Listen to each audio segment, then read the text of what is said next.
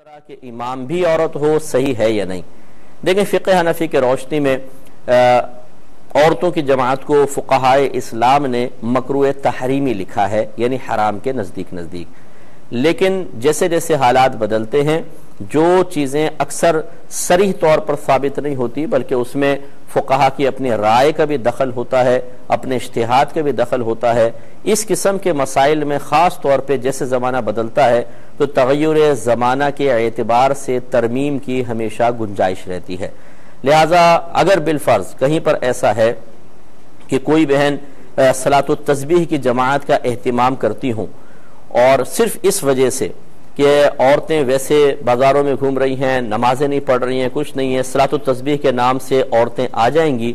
پھر ان کی نماز کے بعد ایک درس قرآن یا درس حدیث رکھا جائے جو اصلاح معاشرہ سے متعلق ہو، تزکیہ نفس سے متعلق ہو، فرائض اور واجبات کی طرف مائل کرنے کی ترغیبات سے بھرپور ہو، تو اس میں پھر کوئی حرج نہیں ہوگا، لیکن کچھ شرائط کے ساتھ یہ ہوگا، وہ میں عرض کرتا ہوں۔ تو ایسی اگر کوئی بہن حکمت اختیار کریں کہ وہ عالمہ ہیں، کوئی فاضلہ ہیں، وہ عورتوں کو اس طرح نفل جماعت کے لیے بلا لیں اور پھر ان کو درس وغیرہ دیں تاکہ عورتیں گناہوں سے بچیں، انہیں حقوق پتہ چلیں اپنے ساس کے، شوہر کے، گھر بار کے، بچوں کی تربیت کے حوالے سے، یہ ایک اچھی کوشش ہو سکتی ہے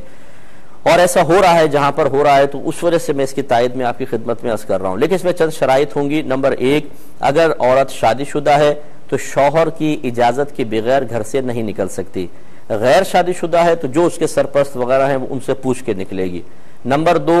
اکیلی نہیں جا سکتی ہے، محرم ساتھ ہوں یا کم از کم کچھ علاقے کی کچھ 5-6 عورتیں جو امینہ عورتیں ہوں، یعنی نیک پرہیزگار عورتیں ہیں، ان کے ساتھ وہ نکلے۔ نمبر 3، باپردہ طریقے سے نکلیں، بے پردہ نکلنا گناہ ہوگا۔ نمبر 4، راستہ پرامن ہونا چاہیے، نہ عزت کے لیے کوئی مسئلہ ہو، نہ جان و مال کے لیے کوئی مسئلہ ہو۔ اگر ایسے خطرناک علاقہ ہے تو پھر باہر نکلنا مطلقاً ممنوع ہوگا۔ پھر جس مقام پہ وہ پہنچتی ہیں وہاں پر صرف نماز کے لیے ہی یا درس قرآن، درس حدیث سننے کے لیے جانے کا ہی ارادہ ہو، اس کے علاوہ کوئی ارادہ نہیں ہونا چاہیے۔ یعنی بچوں بیٹھیں گی، ذرا باتیں کریں گی، فلاں تم بھی آ رہی ہو، اچھا تم بھی آ رہی ہو، چلو پھر میں بھی پہنچ رہی ہوں۔ پھر پتہ چلا کہ جی جماعت تو جلدی ختم کی، اس کے بعد بیٹھی ہوئی خسر پسر کرنی ہے، تیرا شوہر اور تیری ساس اور تیری نند اور تیری بہو۔ یہ چیزیں عورتوں میں بہت زیادہ ہوتی، یہ نہیں ہونا چاہیے۔ اور وہاں پر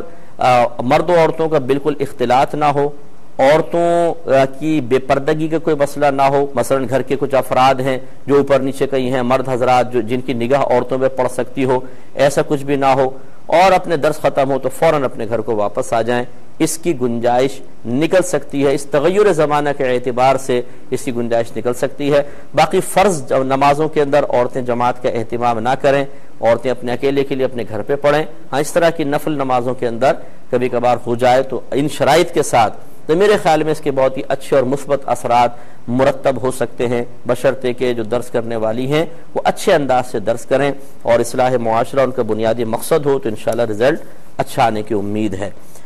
یہ کہتے ہیں کہ شوہر نے بیوی سے کہا کہ تم میری طرف سے آزاد ہو، دفع ہو جاؤ۔